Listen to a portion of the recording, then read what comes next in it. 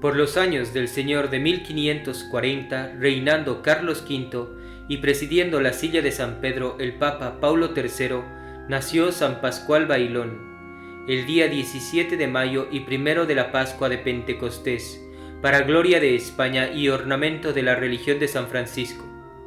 El lugar de su nacimiento fue una pequeña aldea del reino de Aragón, llamada Torrehermosa. Sus padres fueron Martín Bailón e Isabel Jubera, honrados labradores de escasa fortuna, pero ilustres por la piedad de sus costumbres.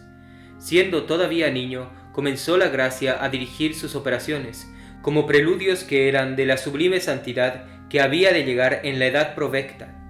Si alguna vez le dejaba su madre solo, se iba a la iglesia, en donde le encontraba con los ojos fijos con tal intención en las imágenes de Jesús y de María, que le costaba trabajo separarle de ellas. Ya joven le dedicaron sus padres al oficio de pastor, y aunque este solitario ejercicio parece que le cerraba las puertas para aprender a leer y escribir, pudo tanto su diligencia que aprendió uno y otro, ya preguntando a los que sabían, ya ilustrándole Dios por medio de su gracia. Su zurrón, en lugar de contener el ordinario alimento, era una pequeña biblioteca de libros piadosos, y entre ellos el oficio de la Virgen, que rezaba diariamente con suma devoción y consuelo de su alma. Por esta causa se separaba de los demás pastores, aborrecía sus juegos y entretenimientos, y vivía en aquel oficio como el ermitaño más aprovechado. Su conversación era santa y agradable, sus modales apacibles y dulcísimos, su genio manso y templado, de modo que los demás pastores admiraban en él la madurez y prudencia de un anciano y la pureza e inocencia de un ángel. Hablábales él muchas veces de la grandeza de las virtudes, de la santidad de la vida cristiana y de la fealdad de los vicios, y esto lo hacía con tanta gracia y con tan fervoroso espíritu que los demás pastores, con ser ya algunos hombres ancianos, se movían a compunción, corriendo las lágrimas por sus rostros. Con singularidad les inspiraba una tierna devoción a la Madre de Dios, a quien él amaba y servía con todo el ahínco de su corazón. Si alguna vez advertía que sus compañeros se desasosaban y prorrumpían en juramentos o blasfemias, los corregía amorosamente y los suplicaba que pusiesen sus ojos en María Santísima, y de este modo logró apaciguar sus rencillas y muchas veces librarlos de peligros. No se olvidaba al mismo tiempo de añadir a los duros trabajos de pastor otras varias mortificaciones, entre ellas el andar descalzo por lugares escabrosos y llenos de espinas, procurando de este modo imitar al pastor divino, que tanto había padecido por sus ovejas. Divulgándose la fama de sus amables prendas, entró en deseos Martín García, hombre poderoso a quien el santo servía, de tenerle por hijo, estimando en más esta gloria que todas sus riquezas. Llamó a Pascual y cuando le tuvo en su presencia le manifestó que quería adoptarle por hijo, haciéndole dueño de las muchas posesiones y riquezas que le había dado el cielo. Bien veía cuánto le convenía aceptar este partido, trocando la vida trabajosa que entonces llevaba por otra regalada y abastecida de bienes de fortuna. Ven pues, le dijo, ven a mi casa, serás mi hijo, y después de mi muerte serás mi heredero. Cualquiera que tuviese espíritu menos desinteresado que el de Pascual hubiera aceptado con sumo gusto aquella oferta, estimándola como principio y fin de su fortuna. Pero el santo joven, que había ya elegido en su corazón a Jesucristo por su heredad y toda su riqueza, le respondió con el semblante lleno de modestia que se había propuesto en su corazón servir a Dios en pobreza voluntaria, que nada aborrecía tanto como los bienes de este mundo, que tenía por lazos e impedimentos para conseguir la verdadera felicidad, y que distaba tanto de admitir su generosidad que antes bien pensaba en hacerse religioso, abandonando no solamente los bienes temporales, sino la posibilidad de obtenerlos, que por lo demás le daba rendidas gracias, y estaría agradecido encomendándole a Dios en sus oraciones. En este pensamiento procuraba Pascual estrechar su vida con nuevas mortificaciones, ensayándose en la vida austera que debía emprender, siendo ya de edad de 20 años. Deliberando sobre la ejecución de sus santos intentos, pasó al reino de Valencia. Quiso despedirse de una hermana que habitaba en un lugar intermedio, y habiendo ido a su casa, le recibió ésta con sumo amor, y quiso regalarle según sus facultades la permitían. Dispúsole una abundante cena, pero por más instancias y súplicas que le hizo, no pudo determinarle a tomar otra cosa que un poco de pan y agua. Admiróse la hermana de tanta abstinencia, y conjeturando que a esta mortificación acompañaban otras mayores, con una compañera llamada Juana García, se puso a acechar a la puerta del cuarto en que habían dispuesto la cama a nuestro santo. A poco tiempo de haber entrado en él, advirtieron que se desnudaba y sacando unas disciplinas se azotaba con tanta crueldad que tuvieron que apartarse de allí, no pudiendo contener las lágrimas que sacaba de sus ojos aquel sangriento espectáculo. A la mañana siguiente, habiendo tomado pan y agua por desayuno, encargó mucho a su hermana que viviese en el santo temor de Dios, y despidiendo de ella prosiguió su viaje. Llegó al reino de Valencia con intención de hacerse religioso, pero no proporcionándose ocasión oportuna para ello, tuvo que volver a su ejercicio de pastor. Ocupábase en él en las cercanías de Montfort, pueblo del reino de Valencia, en el cual había uno de los primeros conventos de la Reforma de San Pedro de Alcántara, y en su iglesia una devotísima imagen de Nuestra Señora de Loreto. Aficionóse tanto a esta imagen que venía frecuentemente a visitarla, y cuando estaba en el campo tenía por lo común vuelto el rostro hacia la iglesia, no pudiendo separar sus ojos de donde tenía el corazón. Hablaba con los demás pastores de cosas pertenecientes al espíritu, logrando en ellos tanto fruto que en presencia suya ninguno osaba hacer cosa reprensible.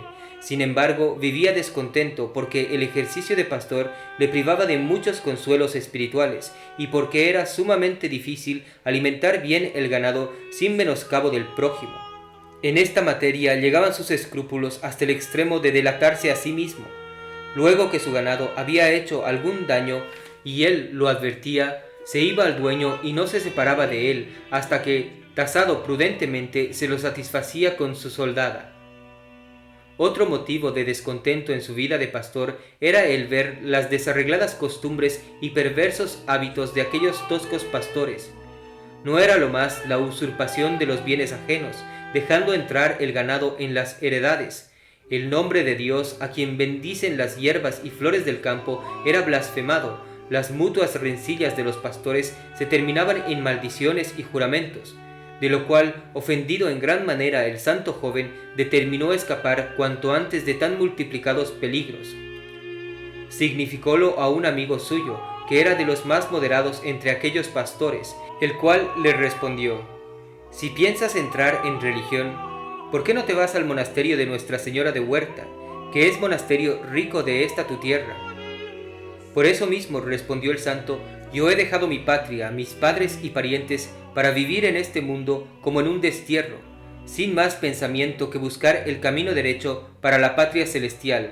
Yo he renunciado el rico patrimonio y adopción que me ofrecía mi amo, por la pobreza de Jesucristo, y así nada me puedes prometer más opuesto a mis intentos que la entrada en un monasterio rico y que está en mi patria». Aunque hasta entonces no tenía Pascual determinación fija del sitio y religión en que haría sacrificio a Dios de sí mismo, con todo eso, la divina providencia le iba adjudicando en cierto modo a la religión franciscana en su nueva reforma. Daba a entender esto aquella devoción particular a Nuestra Señora de Loreto, que le había inspirado la gracia, y el especial afecto que a los religiosos de aquel convento profesaba. Veía en ellos una suma pobreza en la comida, en el vestido, en los ajuares de sus habitaciones y aun en los utensilios para los ministerios sagrados. Veía una humildad verdaderamente cristiana, de aquellas que huyen las exaltaciones y las grandezas de la ambición. Veía, en fin, la mortificación de Jesucristo y su cruz. Y esto mismo se conformaba con sus santos propósitos y sus costumbres. Añadíase a esto que por aquel tiempo vivían en el convento laurentano muchos religiosos de una virtud verdadera y de una mortificación asombrosa. Tratábalos el santo con frecuencia porque acudía con ella a consolar su alma en los santos sacramentos de la penitencia y de la Eucaristía, y con este frecuente trato íbase aficionando a vivir con ellos. Los santos son delicados en la ejecución de sus resoluciones, siempre están temerosos de sus propias luces y solícitos de averiguar el verdadero camino por donde quiere Dios que le sigan. Padecía Pascual ansiedades en su espíritu y suplicaba al cielo con fervorosos suspiros que se dignase manifestarle su voluntad para ponerla luego por obra. La oración sencilla, las lágrimas que salen del corazón, encuentran inmediatamente acogida en la divina misericordia. Una visión celestial aseguró a Pascual de su vocación. Parecióle ver en un enajenamiento de espíritu un religioso y una religiosa que vestían un hábito de penitencia muy semejante al que usaban los religiosos del referido convento. Vuelto en sí, entendió que la voluntad de Dios era que tomase allí el hábito, y sin más dilación se presentó al guardián y se lo pidió con humildad. Como eran bien conocidas las virtudes del santo joven entre todos los religiosos, accedieron con gusto a sus súplicas, y le dieron el hábito con suma complacencia, persuadidos de que Dios los enriquecía con un tesoro de santidad. Luego que Pascual se vio religioso, contempló que debía manifestar su gratitud al beneficio recibido, con nuevos ejercicios de piedad, dobló sus penitencias, enfervorizó su espíritu, dedicóse a la oración con más ardor y más perseverancia que antes.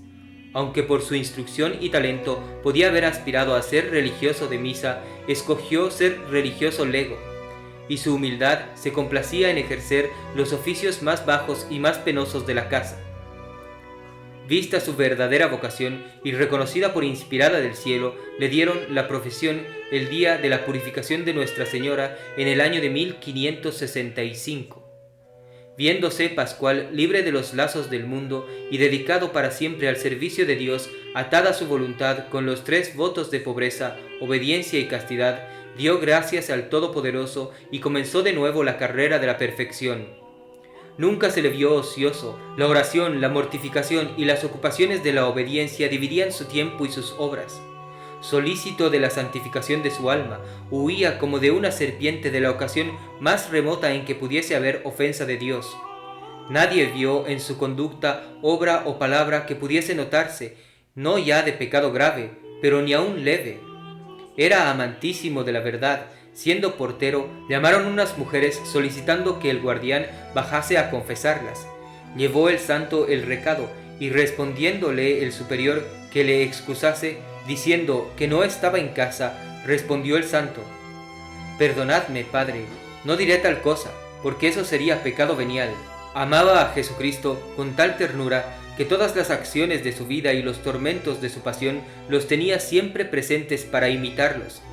De aquí nacía aquella mansedumbre con que trataba a todos, aquella alegría que hacía su rostro semejante al de un ángel. De aquí aquella prontitud a cuanto le mandaba la obediencia, aquella austeridad y rigor con que trataba su cuerpo, sujetándole a las leyes del espíritu, y de aquí finalmente aquel celo y solicitud de la salvación de las almas que procuraba por todos los medios. No se contentaba con aliviar la miseria temporal de sus prójimos, pidiendo limosna para darla después a los necesitados. Su caridad se extendía a más altos fines, y sus limosnas eran acompañadas de discursos patéticos sobre la fealdad del pecado, sobre las penas del infierno y sobre la grandeza de Dios. Esta invención feliz redujo a muchas almas de un estado de perdición a una vida fervorosa, contándose entre ellas muchas mujeres perdidas, muchos pecadores endurecidos y obstinados en sus vicios, que, acobardados de su enormidad, llegaban a desconfiar de la divina misericordia. Con el mismo espíritu de caridad reprendía las faltas que advertía, no solamente en sus hermanos, sino aún en los mismos superiores. Tenía en esto tanta gracia y era tan dulce el artificio que le sugería su celo, que jamás su corrección produjo disgustos ni desazones, sino reconocimiento y enmienda. La fe, aquel don sobrenatural y divino que levanta el alma a la contemplación de los sublimes misterios y da fuerzas al hombre para emprenderlo todo con una segura confianza en la asistencia del cielo, tuvo en San Pascual tan feliz acogida que sus obras maravillosas se pudieran contar por sus acciones. Son innumerables los milagros que obró Dios por su intercesión, ya venciendo el poder de la enfermedad y de la muerte, y ya produciendo repentinamente alimentos con que socorrer a los necesitados. en sí mismo manifestaba de continuo un estupendo milagro, que era premio de su sencilla humildad y de la viveza de su fe. Jamás había aprendido más que a leer y escribir. Su trato había sido con pastores, sus ejercicios mecánicos. El continuo empleo de su tiempo en las obligaciones de portero, limosnero y otros ejercicios semejantes le alejaba de las conversaciones de los religiosos instruidas en materias teológicas. Sin embargo, los sabios religiosos que le trataron aseguraron con juramento que hablaba de los dogmas más sublimes de la religión con una precisión, exactitud y sublimidad que los dejaba asombrados. Proponíanle las cuestiones más difíciles acerca de la Trinidad, de la Encarnación y divinos atributos, y a todos satisfacía con tan sublime doctrina y tan acertadas respuestas que se veía claramente ser el Divino Maestro quien le enseñaba. En efecto, en la oración era en donde Dios le manifestaba aquellos arcanos, que no es dado al hombre comprender y mucho menos explicar con palabras. Importunábanle los religiosos con las preguntas más arduas y argumentos más difíciles que tiene la teología, deseosos de alimentar sus almas con aquella ciencia no aprendida que salía de sus labios.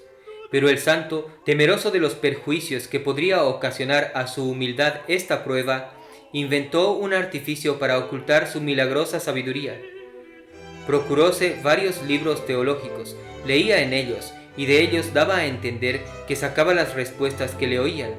Para este efecto escribió 2 libros, en donde trataba de la unión hipostática del Verbo Divino y de otras materias igualmente intrincadas, y para dar a entender que nada de lo que allí había era producción suya, puso en la portada esta inscripción: En el nombre de la Santísima Trinidad, Padre, Hijo y Espíritu Santo, 3 personas y un Dios verdadero, Criador de todas las cosas visibles e invisibles, a quien sea dada la gloria y el imperio por todos los siglos de los siglos. Amén. Yo, Fray Pascual Bailón, natural de Torrehermosa, de Santa María de Horta, escribí este fárrago para mi espiritual recreo, habiéndole recogido fielmente de muchos libros santos. No obstante esto, estando en cierta ocasión enfermo, pidió con suma eficacia al guardián que quemase estos libros, para que no quedase en el mundo cosa alguna de donde le pudiese resultar honor y gloria. Persuadido que la humildad es el mejor cimiento de la perfección, aun en las acciones más mínimas, procuraba Pascual su abatimiento, ocultaba con estudio todas las gracias que recibía del cielo, para que no hiciesen aprecio de él. Huía de los lugares donde la fama de su santidad había producido una extraordinaria veneración de su persona. En el convento buscaba con esmero los oficios más bajos, y se ejercitaba en ellos con tanto gusto como pudiera tener un ambicioso en los empleos más honoríficos. Deseando el santo que el vestido contribuyese a ejercitarle en la virtud de la humildad, lo traía humildísimo. Su hábito era un centón de remiendos, y estos encontrados en los muladares. Sucedió algunas veces reprenderle públicamente el prelado por faltas que Pascual no había cometido. Jamás pretendió excusarse. Puesto de rodillas, clavados los ojos en el suelo y con un semblante lleno de majestuosa tranquilidad, oía la injusta reprensión y acabada besaba los pies al prelado y quedaba muy gozoso de haber imitado en algo a Jesucristo. Otras veces se juntaba con los religiosos jóvenes o con los novicios cuando el maestro les imponía alguna penitencia, humillándose como reo y sujetándose al castigo, el que era reconocido inocente y venerado de todos por santo. Así llenaba por todos los medios las obligaciones que prescribe la humildad cristiana, sin que jamás se le viese ni dar excusa abonando su conducta, ni quejarse de agravio que se le hacía, ni echar la culpa a quien la tenía verdaderamente, ni rehusar la reprensión o el castigo, ni últimamente dar muestras de resentimiento en su semblante. La virtud de la humildad, la de la paciencia y de la obediencia están tan íntimamente unidas que con dificultad se encuentra la una sin la otra. En los ejercicios de la obediencia hallaba Pascual mucho que sufrir y ocasiones de humillarse, y de la misma manera en la paciencia y en la humillación encontraba el mérito de la obediencia. Jamás se negó a disposición alguna de sus prelados, sino a la que tenía visos de darle alguna superioridad. Si le mudaban de convento, lo recibía con gusto, teniéndose por peregrino sobre la tierra. Si le mandaban pedir limosna, le parecía estar imitando a Cristo. que se hizo pobre para que nosotros con su pobreza fuésemos ricos. Si le mandaban cavar en el huerto y hacer el oficio de hortelano, creía estar sufriendo el castigo dado por Dios a nuestro primer padre, y se regocijaba viendo que con el sudor de su rostro sustentaba a sus hermanos y aliviaba la miseria de muchos pobres desvalidos. En todos los ejercicios, en todos los empleos, en todos los destinos encontraba este siervo de Dios el consuelo de su alma, y los medios de santificarla más y más.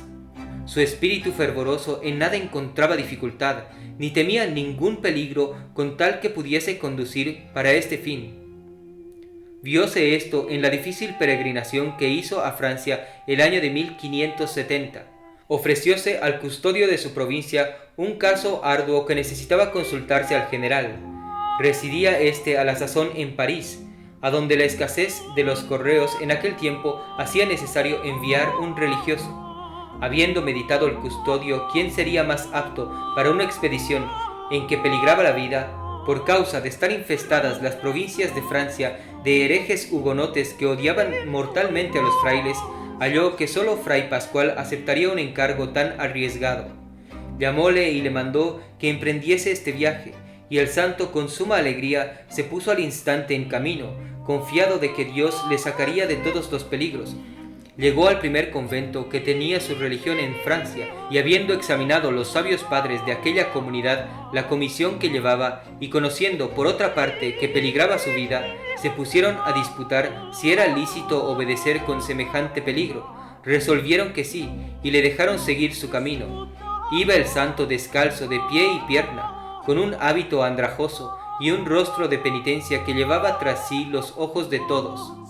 Por cuantos lugares pasaba, en otros tantos recibía infinitos insultos y persecuciones del pueblo, que gritaba con furor: ¡Al papista! ¡Al papista!, acompañando estas insultantes palabras con malos tratamientos, y apedreándole muchas veces. En un pueblo le rodearon una porción de herejes, creyendo que un fraile, en la apariencia sin letras, podría fácilmente ser convencido e imbuido en sus errores. Preguntáronle si creía que en la hostia consagrada se contenía el cuerpo de Cristo, y habiendo respondido que sí, comenzaron a argüirle con sofismas para apartarle de la verdadera creencia. El santo respondió a todo con tanta copia de doctrina y solidez de razones que, confusos los herejes, empezaron en despique a apedrearle. Pero Dios le salvó milagrosamente torciendo la dirección de las piedras. Prosiguiendo su camino y hallándose molestado de la hambre, se llegó a pedir limosna a la puerta de un poderoso. Mandóle éste a entrar, púsole en su mesa, y mientras comía le dijo que sus trazas eran de espía español, y que como tal debía tener por cierto que al levantarse de la mesa mandaría darle la muerte. Calló el santo, quedándose con una serenidad admirable, en vista de lo cual, movida la señora a compasión, hizo echarle de casa sin que lo viese su marido. A este tenor se halló en otros muchos peligros y trabajos, pero como obraba por obediencia, Dios premió esta heroica virtud, haciendo que concluyese su expedición y volviese a Almansa bien despachado como el custodio le había prometido. Sobresalió nuestro santo en la virtud de la penitencia, a pesar de ser tan casto que en toda su vida no ofendió a esta virtud, ni con el más leve pensamiento se ejercitaba en tan crudas penitencias como pudiera necesitar el más voluptuoso y distraído. Sufría los fríos del invierno, caminando con los pies desnudos sobre los hielos y la nieve, y en el verano trabajaba con la cabeza cubierta para que los rayos del sol le hiriesen con mayor vehemencia. Sin embargo, de que su vestido ni le daba abrigo, ni le libraba de las inclemencias del tiempo, todavía juzgaba Pascual que era un regalo, y así, para desquitarse, llevaba debajo de él varias suertes de cilicios, que con piadosos artificios formaba, unas veces de cerdas, otras de espinas de cardos, y otras de puntas de hierro. Su cama era el duro suelo, o una porción de leña, que más bien servía para atormentar el cuerpo cansado que para tomar alivio. Pasaba la mayor parte de la noche en continua oración, ya puesto de rodillas, ya postrado en tierra con los brazos extendidos para que a la meditación acompañase el mérito de la penitencia. Dábase crueles disciplinas casi todos los días del año, particularmente en las fiestas de los mártires, deseando experimentar en sí de alguna manera los dolores del martirio. En las festividades de los ángeles repetía la disciplina hasta el número de 9 veces, rezando en cada una de ellas el salmo Miserere. A las maceraciones del cuerpo juntaba la abstinencia. Desde su entrada en la religión se había propuesto por modelo a su santo patriarca y anteriormente había hecho profesión de seguir los pasos del Divino Maestro, que estando crucificado quiso tener el tormento de gustar hiel y vinagre. Con este pensamiento ayunó casi todos los días de su vida a pan y agua. Si tomaba algunas legumbres era sin condimento alguno, para que el paladar no percibiese deleite. Alguna vez comió carne, mas para imitar el tormento del Divino Maestro la dejaba primero que se corrompiese, de manera que el fetor y hediondez la hiciesen más desagradable que la hiel y el vinagre. Este ayuno prodigioso lo observaba aún estando enfermo, sin que las persuasiones del médico y de sus hermanos alcanzasen de él moderación alguna en su severa abstinencia. A virtudes tan sublimes acompañaba una oración continua y una altísima contemplación de los divinos misterios, en la cual gustaba su alma de tan soberanas dulzuras que recompensaban abundantemente todos sus rigores, ayunos y penitencias. Oraba de continuo en cualquier lugar que se hallase.